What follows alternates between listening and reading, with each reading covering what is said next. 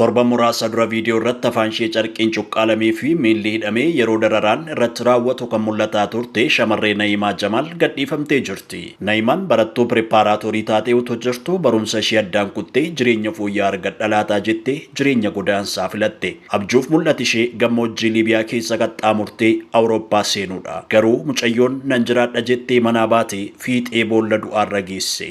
Seenaan dararaa Na'imaa kan gammoojjii Liibiyaa fi mana hidhaa kunooti. Lammiin Itoophiyaa barumsa addaan kuttee kan caaluttan ba'a jettee waggaa darbe caamsaa keessa magaalaa Shaashamannee irraa ka'uun ture kan Liibiyaatti harka hidhattootaa buute. Kanneen ishee ugguran doolaara 6,000 yookaas birree 750 kaffaltan malee kanaan achi suuraa reeffa ishee isiniif ergina jechuudhaan viidiyoo ergaa maatii doorsisaa turan. Hunduu kaffalamee fi magaalaa fidanii nagadhiisan jechuun Na'imaan ergaa baatee booda BBC Afaan Oromootti himte. Maatiin maallaqa gaafatamte kaffaluun akka itti cimu himuun birmannaa gaafatanii turan. Viidiyoon ishees kana booda kan gadhiifame namoota hedduu biras ga'e. Amma garuu hiikamuu ishee mirkaneessanii jiru.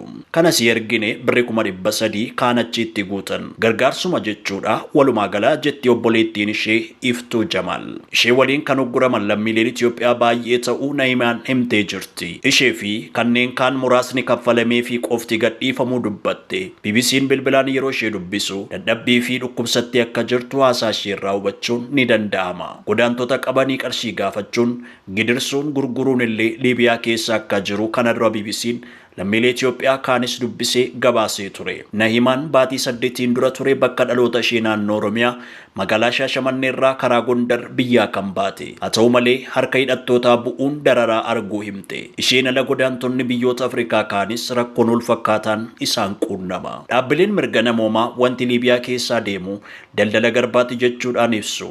Addunyaan gurra dhowwatees jedhu. Na'imaan akka himtutti hojii hojjechuuf gara Liibiyaa deemuu fedha qabdurraa ka'uudhaan nama bakka sana ture irraa odeeffannoo argattee akka deemte dubbatti. Namni sun daldalaas ta'uu malaa jetti.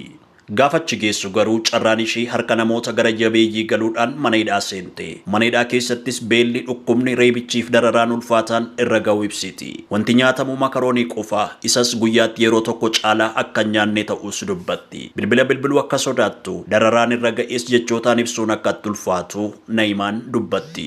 Kaayyoon Na'imaa karaa Liibiyaan Awurooppaa galuuf akka yaaddes ibsite. Na'imaan akka jettutti wanti narra ga'ee akka namarra ga'uun barbaadu. Karaa kanaan akka hin deemne jiraaf du'a gidduu waan ta'eef jechuunis dhaamte. Namoota karaa akkanaan biyyaa ba'uu barbaadanis osoo biyya isaanii keessa ta'anii wayyaa. Dararaa baay'eetu jira. Hiriyoonni koo karaa irratti du'aniirus jette. Dhiironni Finfinnee lama kan gammoojjii keessatti wal baranillee bishaan dheebotanii karaa irratti duunaan achumatti cirracha irra naqnee dabarres jechuudhaan gadadoo imala godaantootaa ibsiti. Na'imaan hidhaarraa hiikamtuyyuu malee ammallee Liibiyaadhuma waan jirtuuf sodaa keessa jiraachuu dubbatte.